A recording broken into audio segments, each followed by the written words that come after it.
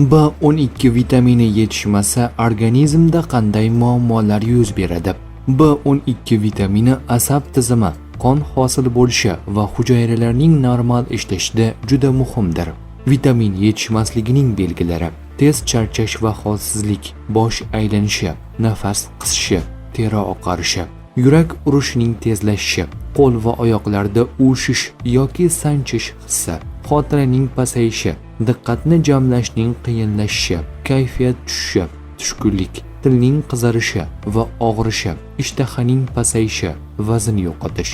B12 vitamini uzoq muddat yetishmasa kamqonlik rivojlanadi. Asab tolalari zararlanishi mumkin. Yurganda muvozanat buzilishi kuzatiladi. Xotira va fikrlash qobiliyati pasayadi. Ba'zi hollarda asab tizimidagi o'zgarishlar qaytmas bo'lib qolishi mumkin. B12 vitamini asosan hayvon mahsulotlarida uchraydi. Mol va qo'y jigari, go'sht, baliq, tuxum, sut va sut mahsulotlari.